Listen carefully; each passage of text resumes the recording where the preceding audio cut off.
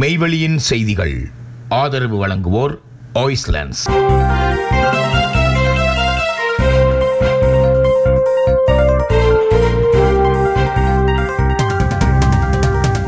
வணக்கம். மெய்வெளியின் செய்திகள் வாசித்தளிப்பவர் சிவா பரிமேலழகர். முதலில் இலங்கை செய்திகள். தமிழ் பொது வேட்பாளர் வெற்றி அரசுக்கு எடுத்துக்காட்டாக அமையும். பா. அரியநேந்திரன் தெரிவிப்பு. தேர்தலில் வெற்றி பெறுவதற்காக போட்டியிடவில்லை. தமிழ் மக்களின் ஒற்றுமையை ஒரு சக்தியாக இலங்கை அரசுக்கும் சர்வதேசத்திற்கும் காண்பிப்பதற்காகவே போட்டியிடுகின்றேன் என தமிழ் பொது வேட்பாளரான பாவண்ணா அரியநேந்திரன் தெரிவித்துள்ளார். தேர்தல்கள் ஆணைக்குழுவில் இடம்பெற்ற வேட்புமனு கையளிப்பின் பின்னர் ஊடகங்கள் மத்தியில் இதனை தெரிவித்துள்ளார்.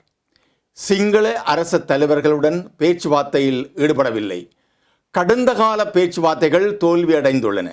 இதன் காரணமாகவே இம்முறை தனித்து போட்டியில் இறங்கியுள்ளோம். ஜனாதிபதி ரணில் விக்ரமசிங்கவுடன் நாங்கள் பேச்சுவார்த்தையில் ஈடுபடவில்லை. தமிழ் பொது கட்டமைப்பின் ஒரு தரப்பினர் பேச்சுவார்த்தையில் ஈடுபட்டுள்ளார்கள். யோசனைகள் முன்வைக்கப்பட்டு அவை பரிசீலிக்கப்படுகிறது. எமது தேர்தல் விஞ்ஞாபனத்தை வெகு விரைவில் வெளியிடுவோம். அத்துடன் தேர்தல் பிரச்சாரங்களையும் முன்னெடுப்போம். இலங்கை வாழ் தமிழ் மக்களின் ஒத்துழைப்பை எதிர்பார்த்துள்ளோம். எமது வெற்றி அரசுக்கு ஒரு எடுத்துக்காட்டாக அமையும் என்று தெரிவித்துள்ளார். தமிழ் வேட்பாளர் விவகாரத்தில் தமிழரசு கட்சி தீர்மானத்தை எடுக்காமல் இருப்பது கவலைக்குரியது. சி.வி. விக்னேஸ்வரன் தெரிவிப்பு. தமிழ் மக்களின் அடையாளமாக விளங்கும் பா. அரியநேந்திரனுக்கு அனைத்து தமிழர்களும் வாக்களிக்க வேண்டும். தமிழ் வேட்பாளர் விவகாரத்தில் இலங்கை தமிழரசு கட்சி உறுதியான தீர்மானத்தை எடுக்காமல் இருப்பது கவலைக்குரியது.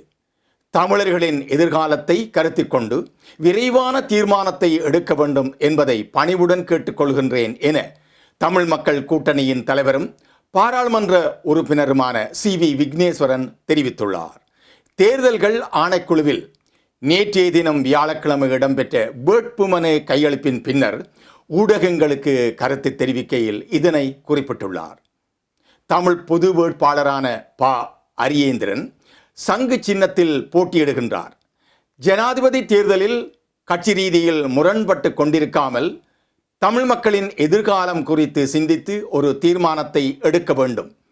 தமிழ் மக்களின் அடையாளமாக பாவண்ணா அரியேந்திரனை 89 கட்சி தரப்பினர் தேர்ந்தெடுத்துள்ளார்கள். இனி அவரை பற்றியோ அவரின் கட்சி பற்றியோ பேசுவது அவசியமில்லை. தமிழ் மக்களின் அடையாளமாக விளங்கும் அரியேந்திரனுக்கு சகல தமிழ் மக்களும் வாக்களிக்க வேண்டும். தமிழ் வேட்பாளர் விவகாரத்தில் இலங்கை தமிழரசு கட்சி உறுதியான தீர்மானத்தை எடுக்காமல் இருப்பது மன வருத்தத்துக்குரியது. இலங்கை தமிழரசு கட்சியின் பெரும்பாலான உறுப்பினர்கள் தமிழ் பொது வேட்பாளரை ஆதரிக்கின்றார்கள். வெளிப்படையாக இதனை குறிப்பிட்டுள்ளார்கள். ஆனால் ஒரு சிறுபான்மை தரப்பினர் இதனை தடுக்கிறார்கள். ஆகவே இவர்கள் தமது முரண்பாடுகளை விட்டுவிட்டு தமிழ் வேட்பாளருக்கு ஆதரவளிக்க வேண்டும் என்பதை கேட்டுக்கொள்கின்றேன். இலங்கை தமிழரசு கட்சி உறுதியாக தீர்மானத்தை எடுக்க வேண்டும் என்பதை தாழ்மையுடன் கேட்டுக்கொள்கின்றேன் என்று கூறியுள்ளார். ஜனாதிபதி ரணில் விக்ரமசிங்கவிடமிருந்து ரா. சாணக்கியன் 60 கோடி பெற்றுக் கொண்டாரா? ஜனாதிபதி ரணில் விக்ரமசிங்கவிடமிருந்து பாராளுமன்ற உறுப்பினர் இரா. சாணக்கியன் தனிப்பட்ட முறையில் 60 கோடி ரூபாயை பெற்றுக்கொண்டுள்ளதாக டெலோ அமைப்பின் செயலாளரும் பாராளுமன்ற உறுப்பினருமான கோவிந்தன் கருணாகரம் குற்றஞ்சாட்டியுள்ளார். எவ்வாறாயினும் குறித்த குற்றச்சாட்டுக்கு பதிலளித்துள்ள இலங்கை தமிழரசு கட்சியின் பாராளுமன்ற உறுப்பினர் இரா. சாணக்கியன் மாவட்ட அபிவிருத்தி வேலை திட்டங்களுக்காக பாராளுமன்ற உறுப்பினர்களுக்கான பன்முகப்படுத்தப்பட்ட நிதியே தமக்கு வழங்கப்பட்டதாக கூறியுள்ளார். தம்மால் முன்வைக்கப்பட்ட முன்வழிவுகளை கருத்தில் கொண்டு வழங்கப்பட்ட அந்த நிதியில் தற்போது மாவட்டத்தில் அபிவிருத்தி வேலை திட்டங்கள் இடம்பெற்று வருகின்றன. இந்த நிலையில் அரசியல் நோக்கத்திற்காக கோவிந்தன் கருணாகரம் இவ்வாறான குற்றச்சாட்டை முன்வைத்துள்ளதாக பாராளுமன்ற உறுப்பினர் ரா. சாணக்கியன் தெரிவித்துள்ளார். ரணிலுக்கு ஆதரவு தெரிவிக்கும் மொட்டு கட்சி உறுப்பினர்களுக்கு எதிராக ஒழுக்காற்று நடவடிக்கை. 2024 ஆண்டு ஜனாதிபதி தேர்தலில் ரணில் விக்ரமசிங்கவிற்கு ஆதரவளிக்க ஒன்றிணைந்த ஸ்ரீலங்கா பொதுஜன பெரமுனவின் உறுப்பினர்களுக்கு எதிராக ஒழுக்காற்று நடவடிக்கை எடுக்க தீர்மானிக்கப்பட்டுள்ளதாக தெரிவிக்கப்படுகின்றது. இது தொடர்பான கடிதங்கள் விரைவில் பாராளுமன்ற உறுப்பினர்களுக்கு அனுப்பி வைக்கப்படும் என ஸ்ரீலங்கா பொதுஜன பெரமுனவின் பேச்சாளர் தெரிவித்துள்ளார். ஒழுக்காற்று நடவடிக்கைகளின் பின்னர் கட்சியின் தீர்மானத்திற்கு எதிர்ப்பு தெரிவித்த பாராளுமன்ற உறுப்பினர்களின் கட்சி உறுப்புரிமை ரத்து செய்யப்படும் எனவும் தெரிவிக்கப்பட்டுள்ளது. ஜனாதிபதி தேர்தலின் போது எடுக்கப்பட வேண்டிய நடவடிக்கைகள் குறித்து ஆலோசிப்பதற்காக ஸ்ரீலங்கா பொதுஜன பெரமுனவின் அரசியல் குழு அண்மையில் கூடியது. கட்சியிலிருந்து ஒருவரை வேட்பாளராக நியமிப்பது என முடிவு செய்யப்பட்டதுடன் அந்த முடிவுக்கு எதிர்ப்பு தெரிவிக்கும் எம்பிக்கள் மீது ஒழுக்கு நடவடிக்கை எடுக்கப்படும் என்றும் முடிவு செய்யப்பட்டது. எவ்வாறாயினும் கட்சியின் தீர்மானத்திற்கு எதிர்ப்பு தெரிவித்த எம்பிக்கள் மீது உடனடியாக நடவடிக்கை எடுக்குமாறு கடந்த சில வாரங்களாக அக்கட்சியின் பொலிட் பீரோவுக்கு கடும் அழுத்தம் கொடுக்கப்பட்டு வருவதாக தெரிவிக்கப்படுகிறது. ஸ்ரீலங்கா பொதுஜன பெரமுன எடுத்த தீர்மானத்திற்கு எதிர்ப்பு தெரிவிக்கும் பாராளுமன்ற உறுப்பினர்களின் கட்சி உறுப்புரிமையை ரத்து செய்யுமாறு அக்கட்சியின் செயற்பாட்டாளர்கள் பலர் கோரிக்கை விடுத்துள்ளதாகவும் தெரிவிக்கப்படுகின்றது. இதன்படி ஸ்ரீலங்கா பொதுஜன பெரமுனவின் தீர்மானங்களுக்கு எதிர்ப்பு தெரிவித்த பாராளுமன்ற உறுப்பினர்களுக்கு ஒழுக்காற்று நடவடிக்கை எடுப்பது தொடர்பான கடிதங்கள் உடனடியாக அனுப்பி வைக்கப்படும் என அக்கட்சியின் பேச்சாளர் ஒருவர் தெரிவித்துள்ளார். காணாமல் ஆக்கப்பட்டோர் தொடர்பில் உறவுகளிடம் யாழில் விசாரணை. காணாமல் போனோர் பற்றிய அலுவலகத்தினால் யாழ் மாவட்டத்தின் 3 பிரதேச செயலக பிரிவுகளைச் சேர்ந்த வலிந்து காணாமல் ஆக்கப்பட்ட உறவுகளிடம் இன்று வெள்ளிக்கிழமை விசாரணைகள் இடம்பெற்றது. உடுவில், கோப்பாய் மற்றும் தெல்லிப்பளை பிரதேச செயலக பிரிவுக்குட்பட்ட மக்களிடையே விசாரணைகள் இடம்பெற்றது. இவ்விசாரணைகள் காணாமல் போன ஆட்கள் பற்றிய அலுவலகத்தினால் உடுவில் பிரதேச செயலகத்தில் முன்னெடுக்கப்பட்டு வருகிறது. நாளை 17ஆம் தேதி பருத்தித்துறை, மருதங்கேணி, கரவட்டி பிரதேச செயலக பிரிவுகளைச் சேர்ந்த மக்களுக்கு பருத்தித்துறை பிரதேச செயலகத்திலும், நாளை மறுதினம் 18ஆம் தேதி யாழ்ப்பாணம் சங்கானை, சண்டிலிப்பாய், காரைநகர், நல்லூர், சாவகச்சேரி, நெடுந்தீவு, ஊர்காவற்றுறை, வேலணை ஆகிய பிரதேச செயலக பிரிவுகளை சேர்ந்தோருக்கு யாழ்ப்பாண பிரதேச செயலகத்திலும் விசாரணைகள் இடம்பெறவுள்ளன. முறையாக சம்பளம் வழங்காத இலங்கை ராஜதந்திரிக்கு பெரும் தொகை அபராதம் விதித்தது ஆஸ்திரேலியா. தனது வீட்டில் பணியாற்றிய ஊழியர் ஒருவருக்கு முறையாக சம்பளம் வழங்காத இலங்கை ராஜதந்திரி ஒருவருக்கு ஆஸ்திரேலிய பெடரல் நீதிமன்றம் பெருந்தொகை அபராதம் விதித்துள்ளது. அத்துடன் குறித்த ராஜதந்திரி தொடர்பில் முறையாக ஆராய தவறியதாக உள்நாட்டு அலுவல்கள் திணைக்களத்தை நீதிமன்ற நீதிபதி கடுமையாக சாடியுள்ளார். மேலும் வீட்டு பணிப்பெண்ணுக்கு $5,43,000 சம்பளம் மற்றும் வட்டியாக செலுத்துமாறு உத்தரவிடப்பட்டுள்ளதுடன் வேலைவாய்ப்பு சட்டங்களை மீறியதற்காக பெரும் அபராதத்தையும் எதிர்நோக்கியுள்ளார். 2015 முதல் 2018 வரை கேன்பராவில் பணியாற்றிய ஆஸ்திரேலியாவுக்கான இலங்கையின் பிரதி உயர்ஸ்தானிகராக பணியாற்றிய ஹிமாலி அருணதிலக தனது ஊழியரான பிரியங்கா தனரத்னாவுக்கு ஆஸ்திரேலியாவில் இருந்த காலத்தில் ஊதியம் மற்றும் விடுமுறைகளை மறுத்துள்ளார். தனரத்னா வாரத்தில் 7 நாட்களும் காலை 6 மணி முதல் இரவு 10 மணி வரை பணிபுரிந்ததாகவும் இந்த காலப்பகுதியில் 2 நாட்கள் மட்டுமே விடுமுறை வழங்கப்பட்டதாகவும் நீதிபதி கண்டறிந்துள்ளார். இந்த காலகட்டத்தில் குறித்த பெண்ணுக்கு மிகவும் குறைந்த சம்பளமே வழங்கப்பட்டதுடன் கன்பரா இல்லத்தில் இருந்து தனியாக வெளியேற அனுமதி மறுக்கப்பட்டதுடன் அவரது கடவுச்சீட்டும் பறிமுதல் செய்யப்பட்டுள்ளது. இந்நிலையிலேயே ஹிமாலி அருணதிலகவிற்கு பெரும் தொகை பணம் அபராதமாக விதிக்கப்பட்டுள்ளது. எவ்வாறாயினும் ஹிமாலி அருணதிலக தற்போது ஜெனீவாவில் ஐக்கிய நாடுகள் சபைக்கான இலங்கையின் நிரந்தர பிரதிநிதியாக பணியாற்றுகிறார் என்பதும் குறிப்பிடத்தக்கது. செய்திகளில் இனி இந்திய செய்திகள்.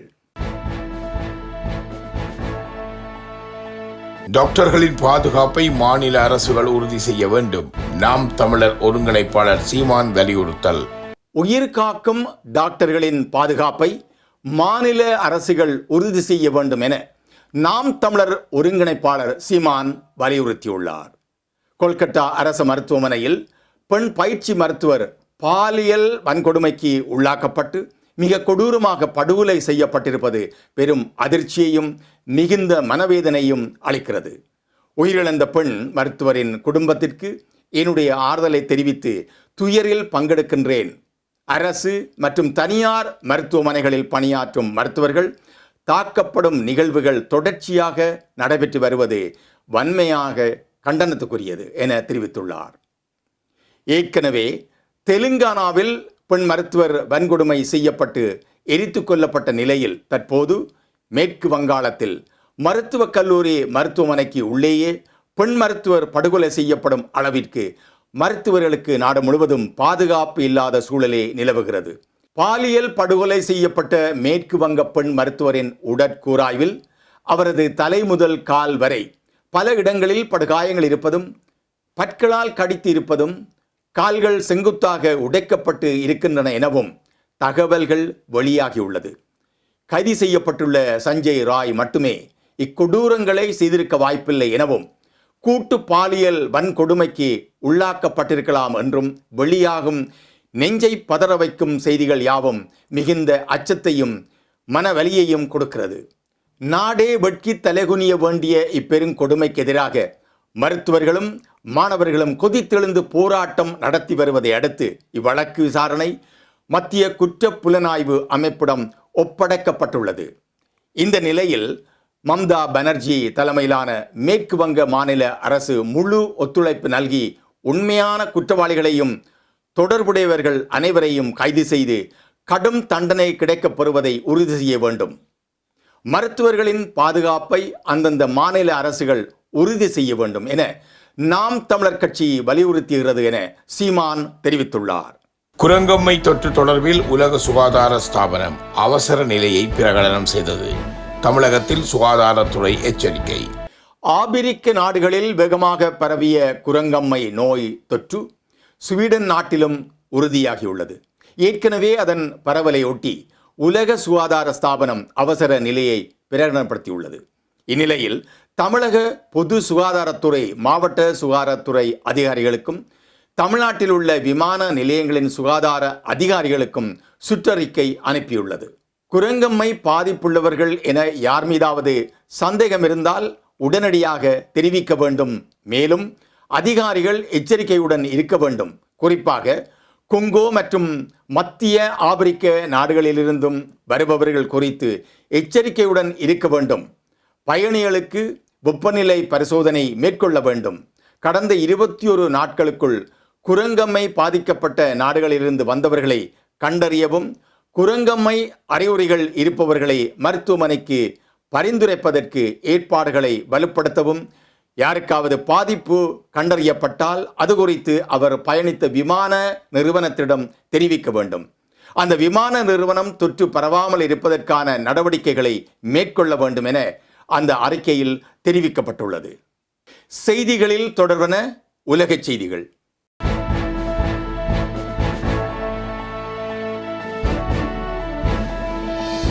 பிரித்தானியாவில் பயங்கரவாத குற்றச்சாட்டுகளின் கீழ் 2 இளைஞர்கள் கைது. பிரித்தானியாவில் பயங்கரவாத குற்றச்சாட்டுகளின் கீழ் 2 இளைஞர்கள் தடுத்து வைக்கப்பட்டுள்ளனர். 18 வயது ஆணும் 19 வயது பெண்ணும் பயங்கரவாத செயல்களை தயாரித்ததாக குற்றம் சாட்டப்பட்டுள்ளனர். சவுத்போர்ட்டில் நடந்த பயங்கரமான சம்பவங்களை தொடர்ந்து நாடு முழுவதும் ஏற்பட்ட குழப்பத்தின் விளைவாக இந்த விசாரணைகள் முன்னெடுக்கப்படவில்லை என்றும் போலீசார் அறிவித்துள்ளனர். லண்டனில் உள்ள இல்ஃபோர்ட்டைச் சேர்ந்த ரெக்ஸ் வில்லியம் ஹென்ரி கிளார்க் மீது பயங்கரவாத செயல்களை தயாரித்ததாக குற்றம் சாட்டப்பட்டுள்ளது. மற்றும் ஹார்ட்ஃபோர்ட்ஷியர் செஸ்னட்டை சேர்ந்த சோஃபியா வினோகிராஃப் பயங்கரவாத செயல்களை மேற்கொண்டதாக குற்றம் சாட்டப்பட்டுள்ளது. துப்பாக்கி வைத்திருந்ததாக சந்தேகத்தின் பேரில் 19 வயது பெண் முதலில் கைது செய்யப்பட்டமை குறிப்பிடத்தக்கது. தாய்லாந்தின் புதிய பிரதமராக 37 வயதான இளம் பெண் தேர்ந்தெடுக்கப்பட்டுள்ளார். தாய்லாந்தின் புதிய பிரதமராக பெடோராங்டான் ஜினவாத்தை அந்நாட்டு நாடாளுமன்ற உறுப்பினர்கள் தேர்ந்தெடுத்துள்ளனர். 37 வயதான பெடராங்டன் பியூ தாய் கட்சியின் தலைவர். இவர் முன்னாள் தாய்லாந்து பிரதமர் தக்ஷின் ஜினவாத்தின் மகள் ஆவார். இதற்கு முன்பு அக்கட்சியைச் சேர்ந்த ஸ்ரேத்ரா தவிசின் தாய்லாந்தின் பிரதமராக பதவி வகித்தார்.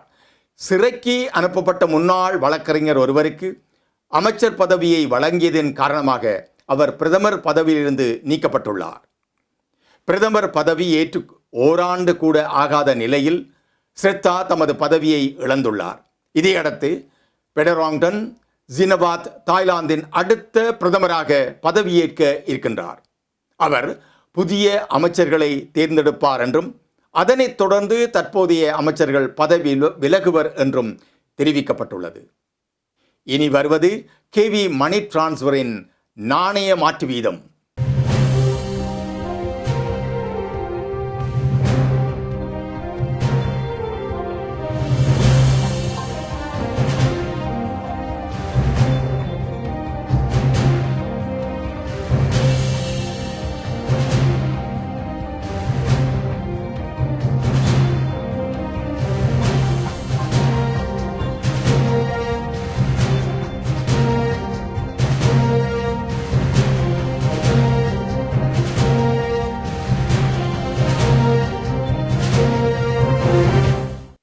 இத்துடன் மெய்வழியின் செய்திகள் நிறைவு பெற்றன. தொடர்ந்தும் மேலதிக செய்திகளை பார்வையிட www.மெய்வழி.com என்ற இணையதளத்தை பார்வையிடுங்கள். மேலும் மெய்வழி ஆப்பையும் பதிவிறக்கம் செய்து கொள்ளுங்கள். வணக்கம்.